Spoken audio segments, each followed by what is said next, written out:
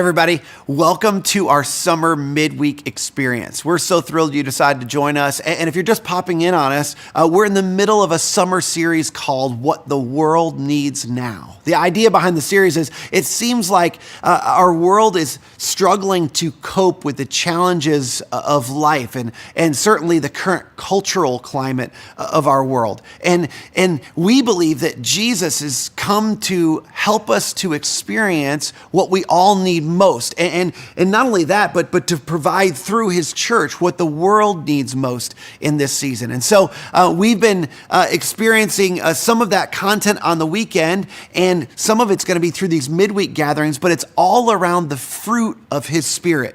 That this fruit of his Spirit are the things that the world needs most right now. And we've invited some outside voices and some experts on our weekend. And then during these midweek experiences, Steve Carter, our teaching pastor, and I are going to be joined by two of our pastor friends.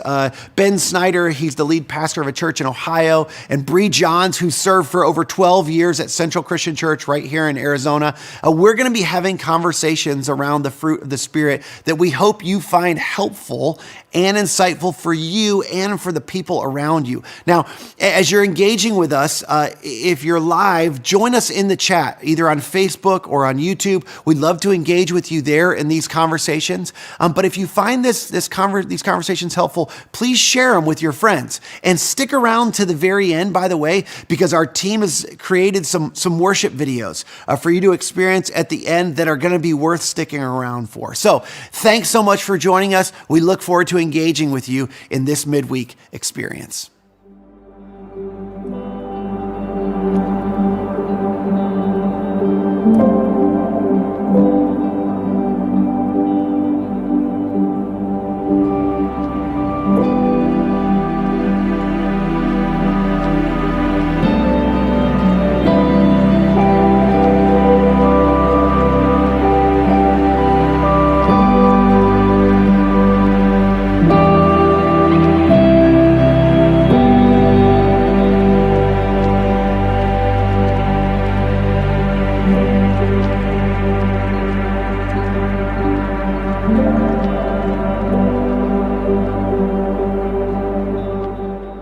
So in Paul's list of the fruit of the Spirit, the fourth one is patience. And it's ironic that I drew this one because I don't necessarily think this is my strong suit, but it's been so good digging into some of this. But I want to start with some definitions.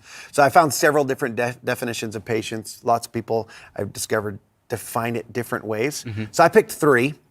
And here's what I want you to do. I want you to rate yourself, each of you, rate yourself on a scale of 1 to 10 based on these definitions. They're all different. So think about you and how would you rate yourself? Okay, let's start with the first one. The first one is, patience is the ability to tolerate delay, trouble, or suffering without getting angry or upset. Can you define anger? Is it out loud anger or is it internal? I mean, just asking for Steve here. I just need a number. What'd you say? Like an 8. 8? Oh my gosh, yeah. That's good. Oh, 8 is the good 8's spectrum? good, yeah. Okay, then go the other way. Sorry, so I should have defined the scale. So 1 being low, 10 being the best.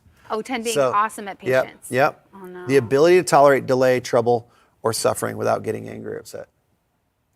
Depends on the day, but yeah, like a 2 or 3. 2 or 3. Yes. Yeah, I'm in a hurry. 4. Yeah, I'm probably a 3. Yeah, I'm probably a 3 as well. And we're the ones that are having the discussion for everybody about It's going to be really productive. That's why I got my notebook out. So we can speed it up right now. Yeah, exactly. Okay, second one. The ability to remain calm and not become annoyed. 0. And not become annoyed when dealing with problems or difficult people. Ability to remain calm, not become annoyed. Yeah, I'm probably 2. 2? Just went down 1. Probably 4. 4? Oh, I don't know. When it involves like a problem person, I think it's like a 5 or 6 because I want to empathize. I don't know. Yeah. That sounds really I think I'm a little higher on that one too. I think I'm probably a 4 or 5. Still not great, but higher. Last one. The ability to give attention to something for a long period of time without becoming bored or losing interest. I'll just go right down on the 1. I'll just go 3, 2, 1. But that could be something that's really great. It could be.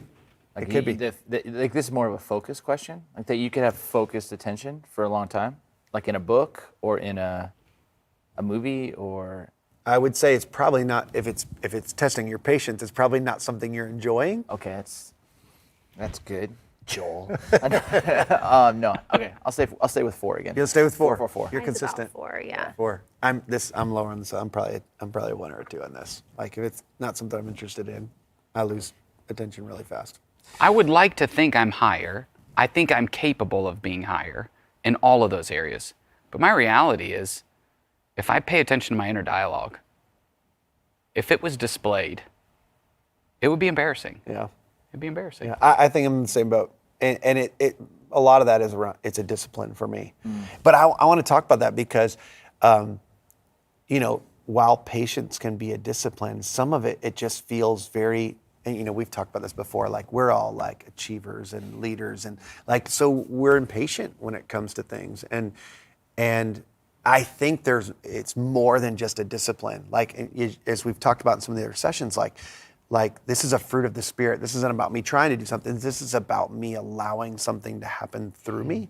And so we're going to get to that in a minute. So flip the question. How just in general, how patient would the people closest to you say you are? If they were going to give you a number, the people closest to you, whether it's team or family or kids, like what would they say? My Number. daughter just texted me. She said, on good days, I'm a 10, which, Lydia, thank you. You're something awesome. there. She's lying or something, She's trying to encourage me. She loves you. On bad days, I'm a 2. So So you have a wide range. I have a wide range. Yeah. That's good. My wife would say if it's something me related, I'm very impatient. If it's like holding what I want to get or move forward and it's slowing me down, I'm very impatient. So she would probably say 2. If it's other external, it doesn't really affect me, but I can just like go with the flow. Like I'm not bad. But if it's I can relate to slowing that. my idea, my dream, my day down, Yeah. I'm probably a 1. Yeah. I don't know. My little boys would probably think that I have okay patience, like we just go from one thing to the next, but my inner critic still, like from the external, I think maybe I'm not perceived as harshly as I'm thinking. Yeah. But I think I still am between the ranges of 4 to 2 when Yeah. Yeah. people see me erupt or whatever, yeah. I think my wife would say that at home, and especially with our family, like she would give me a higher number in patience. I don't know, for whatever reason. I mean, our world's chaos at home. So like, I don't know. I have a high tolerance for that. It feels fun to me. So like, I probably have a lot more patience with that. But I think, my team, this would be probably one of the harshest things they would criticize me on. Cause like when I want something done, like I want it done now. Like and like what's the holdup? Like why isn't this already accomplished? So I think that's sort of how. So before we get into some of this content, what would you say if you had to say the area? Because so that was sort of me going first. Like I think I struggle with this most at work, in leadership. What would you say specifically for you? Like where is the area of your life you struggle with patience the most? I see it in small ways. I was getting off the plane here, and the group in front of me it was taking forever. It's like, let me get the package off of the thing for you, because it's not that difficult. You know what I mean? Been there. And so I noticed that tape, and it's like, why is this such a big deal? Mm-hmm. Or my daughter was crying upstairs because the iPad wouldn't work. And the internal like, oh my goodness, I cannot believe I have to deal with this again. Yep. Inside. At home, I see it, and what my kids need from me in that space is for me to be an empathetic presence, not an impatient, flustered, me-centered dad. And I think, I do okay in moments, but like my daughter even said, she knows, and she's not afraid to tell me on some days, man, we all feel the wake of your inability to suffer long, to be patient. That's a good word. Like there is a wake to impatience. There is. Like it doesn't just follow in a steady stream behind you. Like it broadens, like, and it impacts. That's good. That's a good word picture. What about you?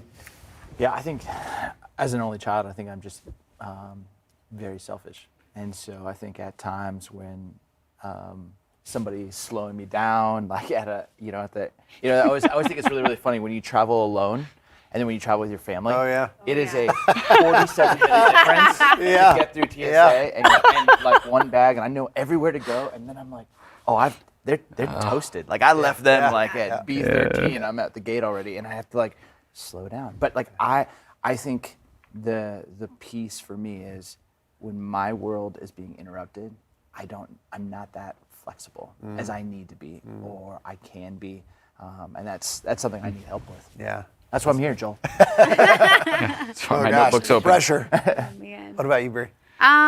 So driving. I'm from Southern California. When people drive slow, I'm like, don't you want to get where you're Yeah. going? What is your deal? Like, let's not cruise. Yeah. Let's get from A to B. I just got off airplanes too. It's the same thing. Like, why the jack? Is it so hard for y'all? Get your bags and like start moving Yep. or strolling. And just recently, I was on the phone with like a company that like owed us a refund. And I was on for like 30 minutes, like with the music playing. Oh, it's the worst. And just sitting there like, ugh, I'm trying to be cool, and they're like, hello, how are you doing? I'm like, hi, gritting my teeth. Really? How am I doing? Or Do you really want to know? yeah. Yeah, the inconvenience part of trying to be patient. And I know, maybe I'm the center of my universe in that. And so when something gets in the way, it's really, really hard to cope with that. Yeah. I feel that exact same thing. It's funny when you bring up the airplane thing because and you're talking about with your family, like it's funny, like when I have my family with me, it's a sort of opposite. I'm super impatient. And then, but when I'm by myself and I see other families and I'm traveling, I'm like, you're good. I got 4 kids. Like I totally understand. Like, and Why'd it's you like, have to go and bring that up? I can man? be. You're well- right. well, I'm the it's same funny, way. But it's funny because it's like for some reason, with the people that are closest to me, it's like I'm actually way more impatient than I am with people that aren't, like that I don't know. And it's like, but I can be sympathetic because of, I don't know, because I've been there. Right. And I know that there's other people when I'm I'm like, why is your iPad still out of your backpack? Like we're getting off the plane, it's like, so I guess I'm sympathetic around that. Here's one of the interesting ideas, like as I was thinking about this, we all know this, cities are what drive, our culture is driven by city centers, like, and what happens in city centers and advances in our world, and particularly in technology, in the technological age, the primary value is efficiency. And in our world, we've been conditioned by something that is external to all of us, but we participated in, and that primarily, again, emanated from these city centers. But this drive for progress technologically has really risen a value that otherwise I don't necessarily think would have been a value. It's like, but we've been taught that like you want to accomplish more with less, like accomplish more with less time. You want to be able to achieve more with less effort. And this is what technology does for us. And this is why technology sells and why it's something that's permeated our culture, because it's like less output, less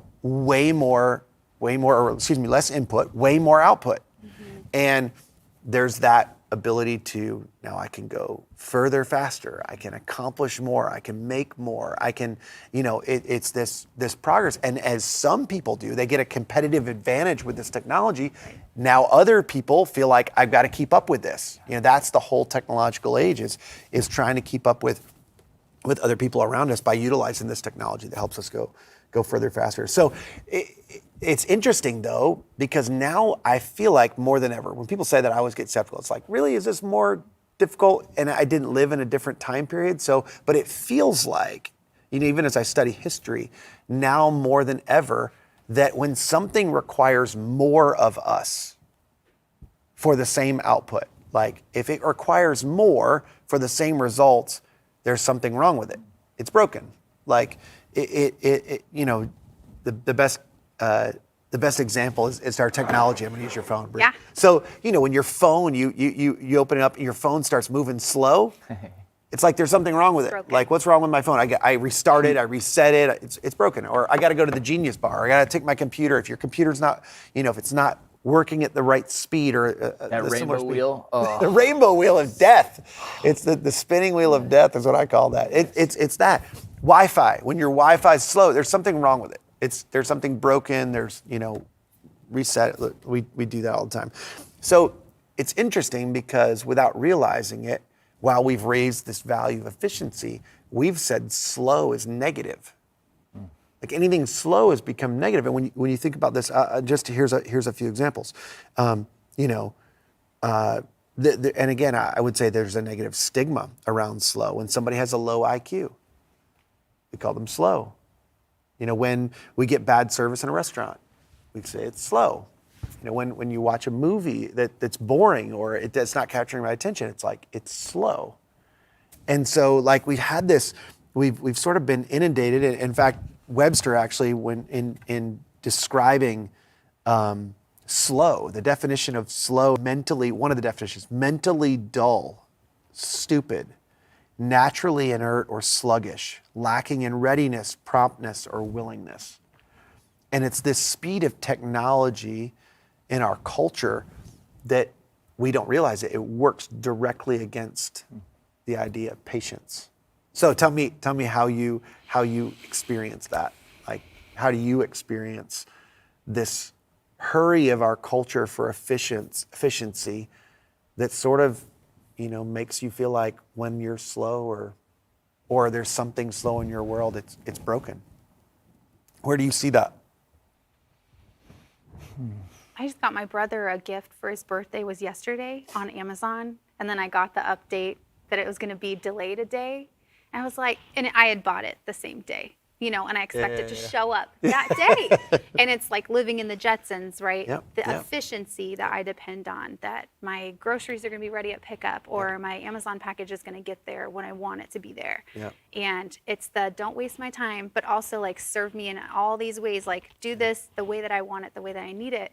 And it can be frustrating or stressful, but unnecessary. Well, and there's an expectation like that shows like especially with like Prime Now. So like we have this expectation. Somebody created an expectation for us that you should be able to, and it's reasonable to think that if you order something today, it should show up at my house today. Right. Or at the very least tomorrow. and we've been conditioned that way, and we get disappointed when it doesn't work that way.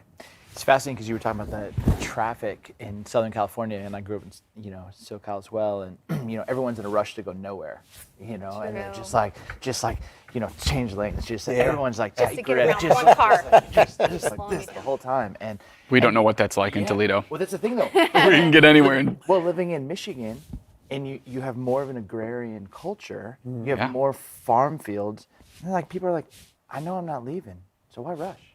There's older trucks and just older guys just driving, and you're behind them, and you sat there and you're just like, this is so disorienting for me because it's something my soul wants, but I don't know how to necessarily do it in the city center. I don't know how to do it when I'm tempted every day with, oh my goodness, like before when you're on the planes, talking about planes again, and we didn't have Wi-Fi. Yeah. Now we have it, Right. and then you don't have it. And you're like, what is going? But like, Why can't this plane communicate with space while I'm flying through the air? What Elon is Musk, help me? But it's this tension where, and you named it. I have an expectation of accessibility. I have an expectation of efficiency. I have this expectation that I've on an inner side put on myself, and now I can't deliver, or something's getting in the way of me being able to fulfill that, and I don't know what to do with that. And that for me is what bubbles it up. But you go to Grand Rapids and they're like, it's like they got the seasons. And this is a season for, winter and a season for spring. And there's a piece to it. But it's just different. It's that's such a great contrast in pictures, like because the more rural settings, the agrarian society that exists there, it values time.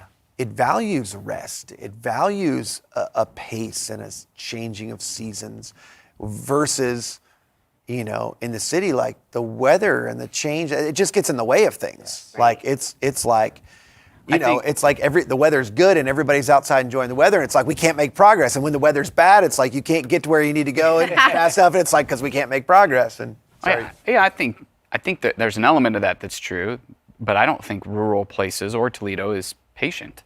Yeah. I just think it's different things that get in the way. It's not the traffic jam, you know. And that was what, you know, as I'm listening to examples, like I'm mowing the grass the other day and it takes me twice as long to mow the grass, and now I'm angry because I don't have margin for this. You know, it's like I don't have margin to wait 30 minutes on the phone for, you know, this tech to do whatever it is that they need to do. I don't have margin for that, you know. It's like now because this went slow, all of my free time later or the rest of my day is going to pay the consequences. So I'm going to make sure everybody else pays what I that's what I right. have to pay. That's Or they at least know. They at that least they're need to ruining- know. They're ruining my Right. day and my progress. Or I come in and I give all the reasons why I'm late, and it's not my fault. You know, it's this and that and this and that. And some of it is my mismanagement. I am trying to fit, I think that was what I resonated with. I am trying to fit more in with less margin and a less realistic expectation of what is healthy or capable in that season. And I do that with my kids. I do that, you know, like you should have known to have that iPad in the bag as we were. They've never flown before. You know what I mean? Or like they're not. So I do that all the time. Yeah, that's good. You know, it's interesting. This is the fourth in the list of the fruit of the spirit, and there's this really ironic thing when you get to, you know, love, joy, peace, patience. And it's like, oh, well, I'm not really, especially as a leader, like it's something I realize like I don't really value that much. But I do value love and joy and peace. And impatience and hurry is completely incompatible with those. Like, isn't it true that, like, you know, when you experience like a deep, loving, bonding moment or this incredible sense of joy in a moment, an experience, or a, you know, a sort of this profound sense of peace. Like, you don't want that to hurry. You want to slow down. You want to linger. We want to linger there. Like, so like, just for the sake of like lingering here for a moment, like, tell me about a time like you just thought like, this is going too fast. I want to slow this down.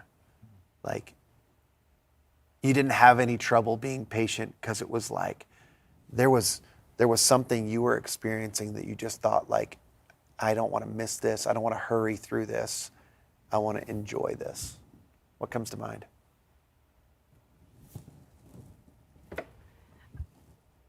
I always love like the lead up to Christmas morning, all the planning and stuff, and then the morning is over so quickly, and I just want to sip my coffee and savor my kids and my husband and just the music because it's over. Like, put the tree away, everything's done. Yeah. And music's over, you know, now we're in January. Wow. And that always, true. Yeah, or just like on vacation. I feel like vacations go by really fast, especially those last couple days when you're like, we're just on the beach, you know, and it seems like the afternoon just flies by and you got to start packing again. Yeah. And those are so hard. Like, just want to live in that space forever. It's good. I was gonna say the vacation. You know, I love when we go on vacation to find like a new restaurant that we've never been to, and we heard of this place. It's like this farm and called Flora Farms, and we went recently, and it's like in the middle of this just like amazing, like beautiful, like flowers and sunflowers, and it's like ice cream shops and like just this restaurant in the middle of nowhere. And it literally was one of the best meals I had. And I just was sitting here going, oh, this is gonna end. And like, and I didn't want to, and I'm usually a very quick eater. And I was like, I don't want this pork chop to end. I don't want this fried chicken. We all we're sharing meals. Yeah. And it was just this moment of going, I know that we're one meal closer to the vacation ending, but I don't want this vacation. I don't want this meal to end, but I also know it's, you know, and so it's just all of that. That was probably the last time I wanted to use the word savor, wanted to really savor. That's good. I think when you ask the question, what's embarrassing for me is, even in moments that I know I should savor, I struggle. I just sit there and go, I should probably be productive. There's something else I should be doing. And so when you asked, it's like, well, I can think of vacation, but what I spent most of vacation doing was trying to also be productive and unable to sit there and actually be there sometimes. Yeah. So it's like I think this is an area where I am missing the fruit of where God wants me to live from. And it seems so elusive to me that even if you were to tell me, Ben, go and spend the rest of the afternoon, about 20 minutes in, I'd be looking at my phone like, there's something I should be doing, or whatever. It's just hard. It's hard. Yeah. I feel like I get that a lot from moms that are ahead of me in life that will Yeah. say, like, when I'm complaining about my kids Yeah. being this or that, especially when they were toddlers, and like, you're gonna gonna miss miss this this. one day, and you actually Hate look that back. song. Yeah, you see those. Like John Mayer, "Stop This Train." Right? Stop This Train. That's my dad and I. That's our song together. And like, just as life it goes quicker almost at the end. And when I look back at little baby Brody and Deacon pictures, and I'm like, I miss those little boys, and they're gone. Like, they're not there anymore. There's these, kids now. I feel like the resounding response from all moms ahead of me is just, I know it's, just enjoy this. Yeah. Everybody who lives here in Arizona that's watching this is going to call me a liar, but summer evenings, there are so many times we're sitting in the backyard and all the kids are playing. We're all in the pool, hanging out in the pool, because you have to be in the pool to survive here in the summer. But I'm not trying to get summer to be over fast. Was that a complaint? I'm just checking from Ohio. Well, from the it's people like, from Ohio, shut they up. don't realize it's 120 here in the summer. So, I don't care. Okay. But it's those moments where it's this isn't a complaint. It's I'm just I don't want to go to tomorrow. I don't want tonight to end. We'll just hang out there all afternoon and evening, and usually it's after work. I come home and kids are like, let's get in the pool, and we stay out there and grill out, and it's hot, it's crazy, but it's one of those. You brought up meals. Steve and I shared a meal with our wives not long ago, and that was a meal it was in a great place, and the funny thing was it wasn't short. We were there a long time, but it felt like when it was over, it felt like that was too quick. I wish that would have gone a lot longer. So Dallas Willard, some people who are listening might be familiar with Dallas Willard. He's sort of been made famous for this comment he made about hurry in our lives, that it is the great enemy of the spiritual life in our day. Before he passed, that idea impacted a lot of leaders, specifically a guy named John Mark Comer, who wrote a book. In fact, the best, I know some of you, have you guys all read that book? Yep. The Ruthless Elimination of Hurry, which is a hard thing for me to say. But it's the best book I read last year. And honestly, when I first saw the book, I thought, oh, that's for people who need an excuse for why they don't make progress. It's sort of oh, you need to slow down and don't worry about, it was just sort of I was sort of cynical about it. And then I read the book and I realized I really need this. And it was one of the most profound ideas, and you talked about this just a couple minutes ago.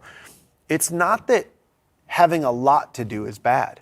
Yeah. He doesn't talk about that. I sort of expected him to go don't fill your life up with things. And it's not really what he's saying. It's it's okay to have a lot to do. The problem is when you have too much to do. Yeah. Mm-hmm. And when you have too much to do, the only way to fit it all in is to hurry. Yep. And I'd never thought about, personally for me, of hurry and the need for patience.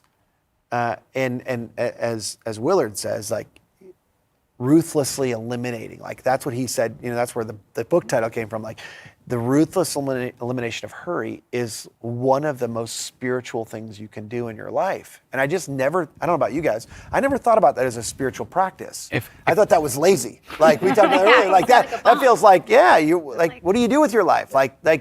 That's for people who can't make progress. And it's like, I don't know, like If you were to ask like me to give like, what do I think the enemy of the Christian life is? I don't think hurry would have even come on my radar. If you were to ask the average person or the average Jesus follower, what do you think the great enemy of the Christian life is? Sin, the government, Satan, what? I mean, we would have all of these external things. And so, there isn't, it took me a minute, just like you're describing, to go, why is that an enemy?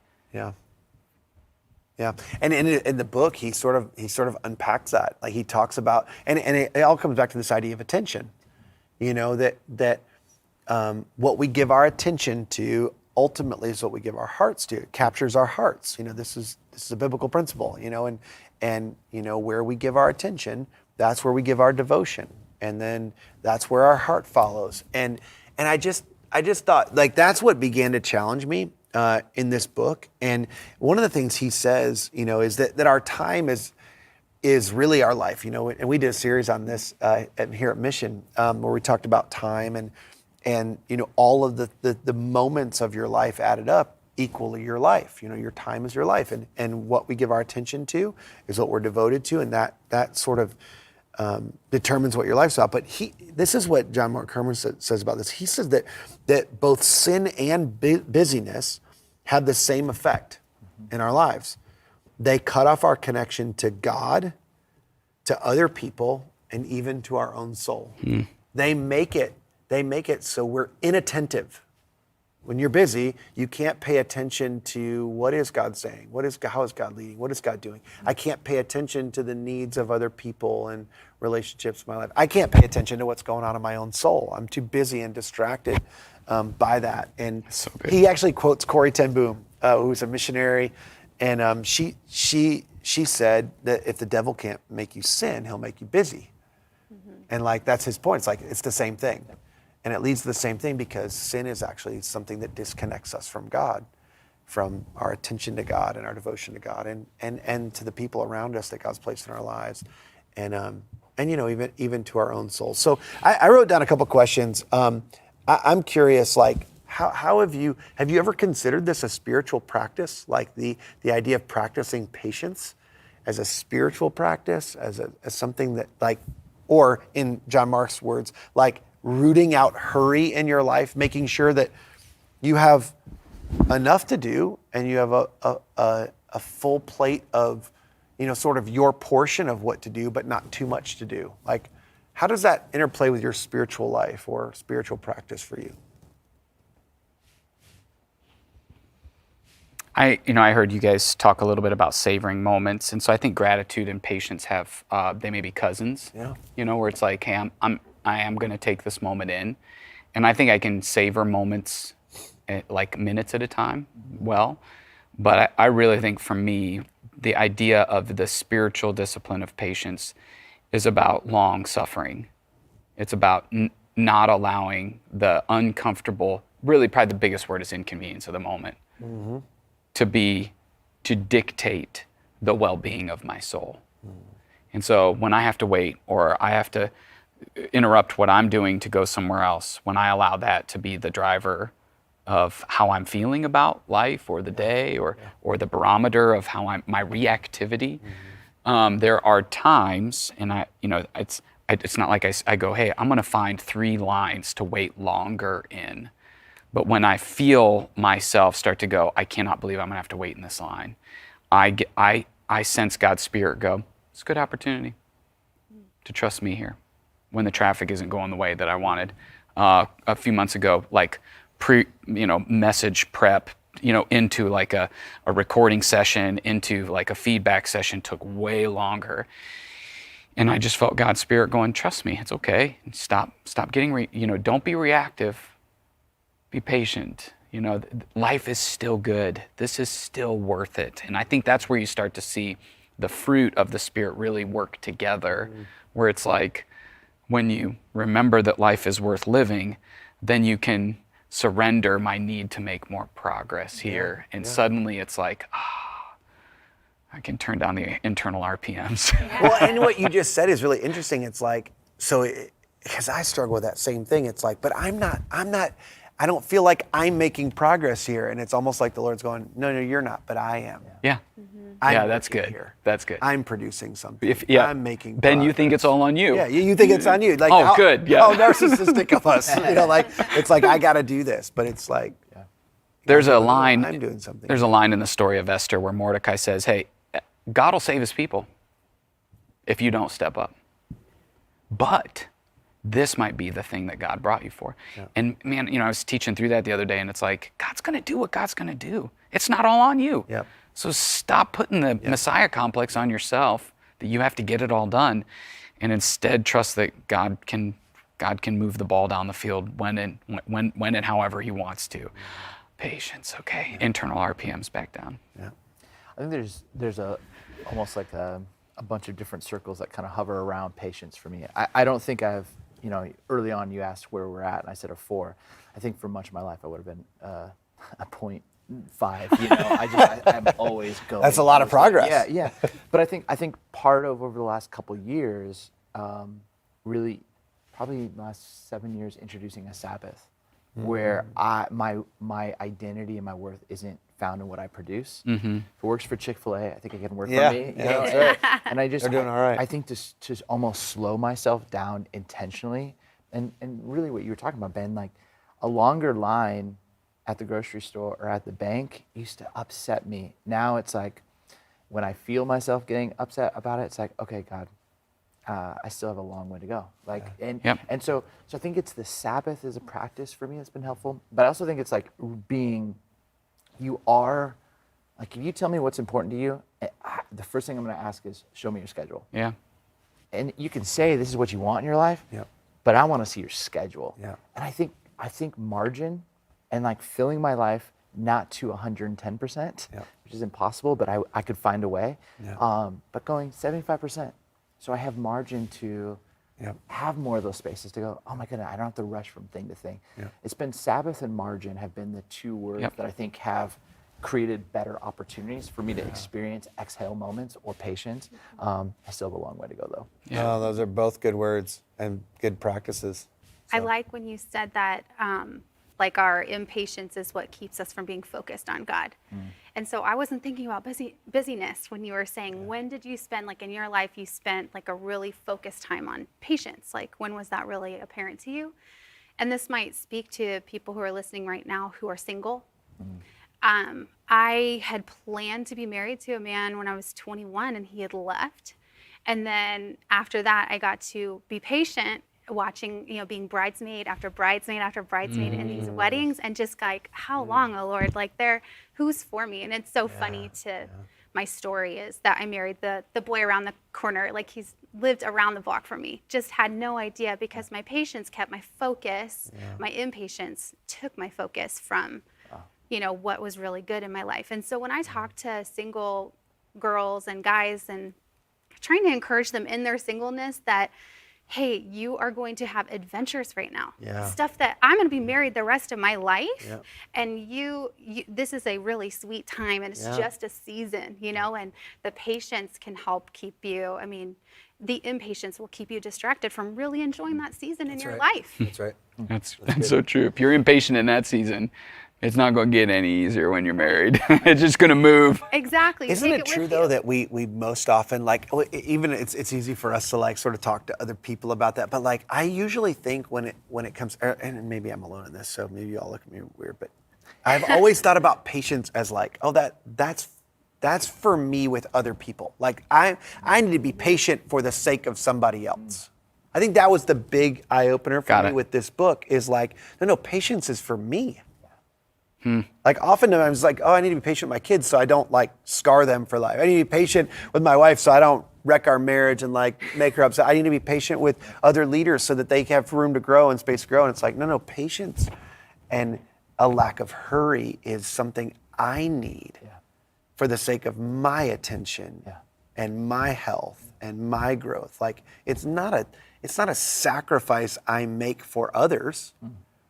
It's a spiritual discipline to some degree that allows God's this fruit of the spirit to one of my favorite psalms. And the reason I love this psalm is because of of what we get out of it. And that's where I started, and I'll get to that in a minute. But in this psalm, there's actually a process. It lays out a process for us about how we practice patience. Because the hardest thing for me about practicing patience or eliminating hurting in my life is when I see other people passing me by. Wow.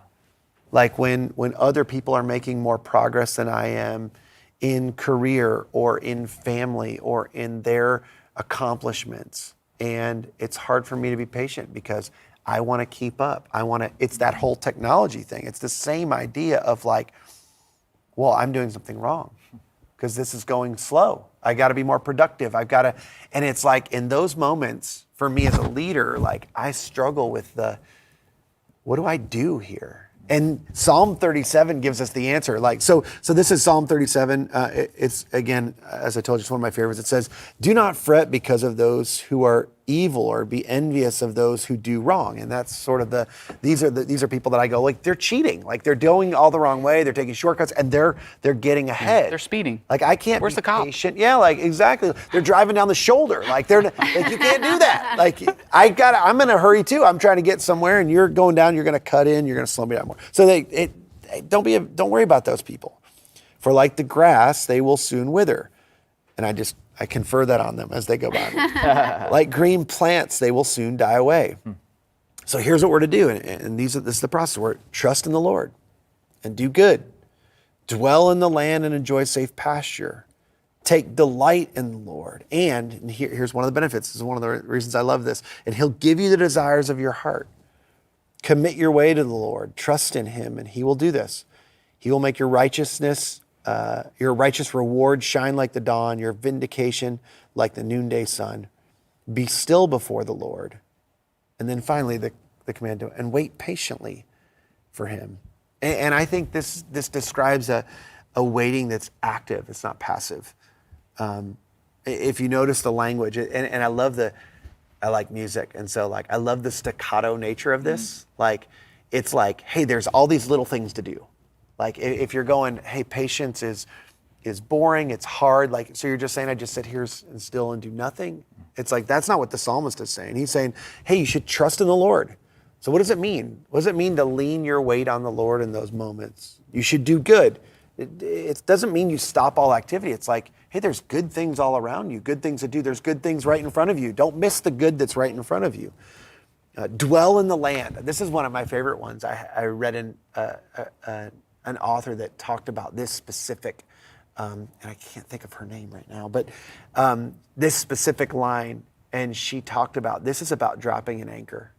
This is about being settled. This isn't about like, hey, you're impatient, so you're going to move on, or you're going to move to the next town, or you're going to jump ship and go to the next career. It's like, no, this is when you drop anchor and you put down roots and you settle in and you go, God's doing something here. You dwell in the land where you're at. Enjoy safe pasture. You savor what's right in front of you. You don't get fixated. This is what you were talking about a moment ago about even your own life. Like the guy was right around the corner. Right. Like, and you're looking like, where is this? And where is this next season I can get to? And enjoy safe pasture. Take delight in the Lord. Find satisfaction in him. And I always think this is interesting too, because, you know, when we delight in the Lord, like that changes us. And I don't think it's any coincidence. The very next thing he says is, he'll give you the desires of your heart. Right. Yeah. Well, it's like, oftentimes the desires of our heart are the wrong desires. And when I begin to delight in the Lord, he changes my desires.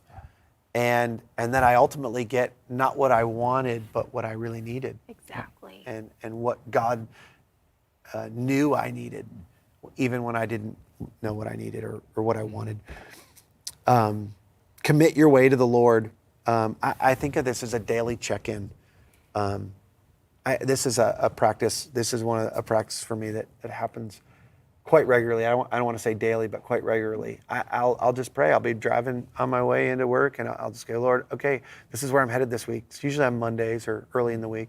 This is where I'm headed. Like, this is where I'm headed this week. This is what I feel like I'm trying to accomplish. And like, if I'm going in the wrong direction, like rescue me, like throw up a roadblock, like divert me, right. Turn me around. Like, I think when I think about committing my way to the Lord, it's like, okay, I have a way I'm going.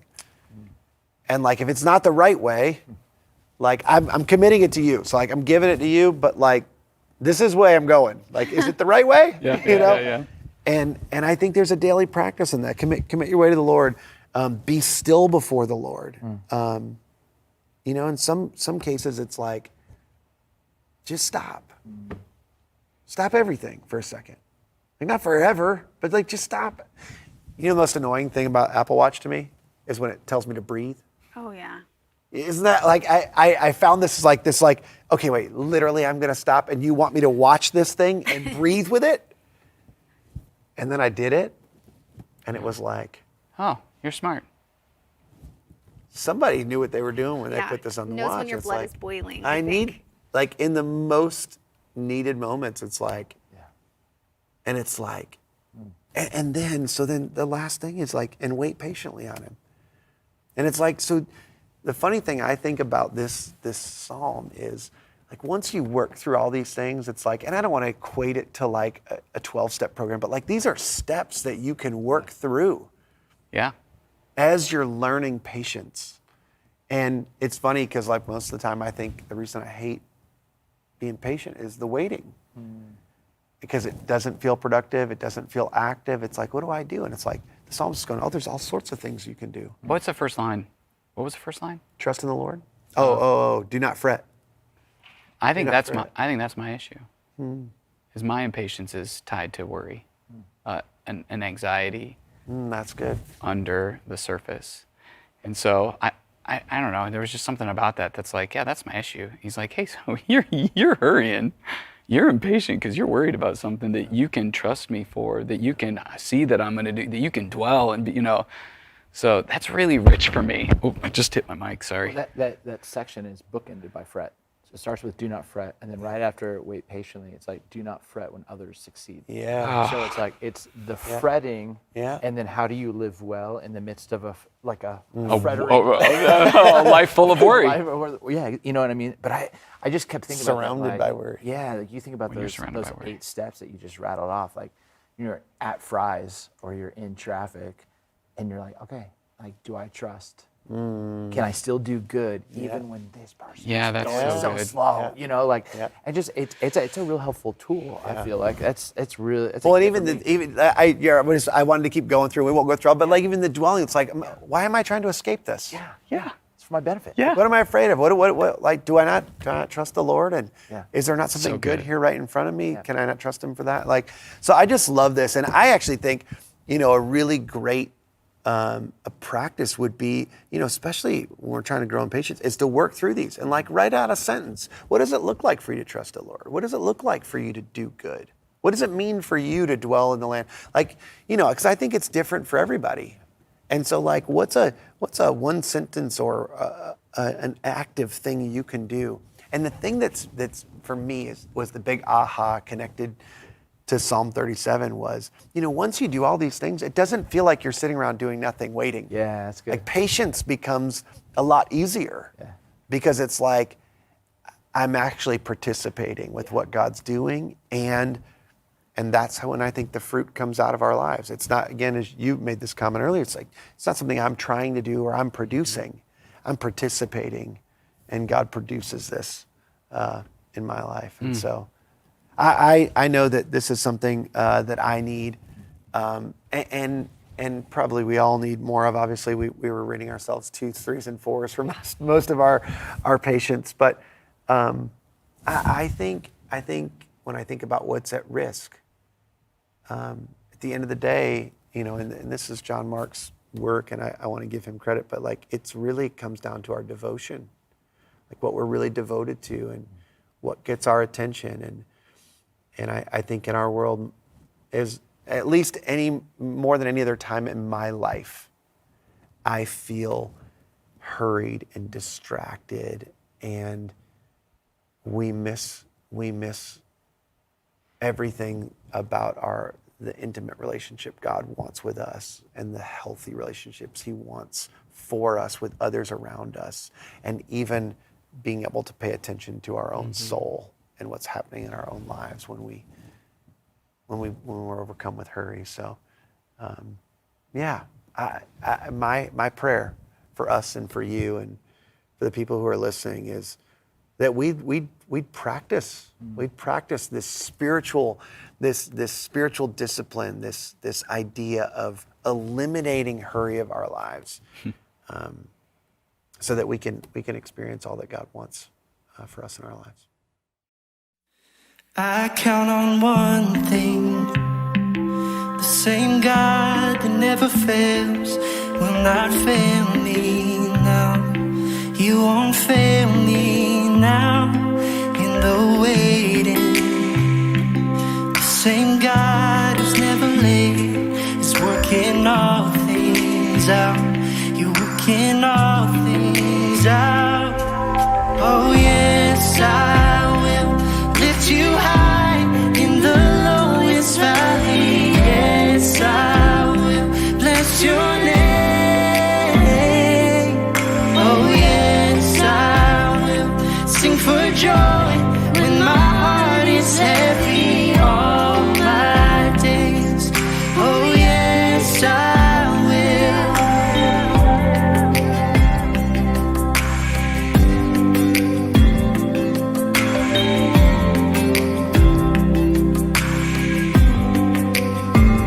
I count on one thing, the same God that never fails will not fail me now.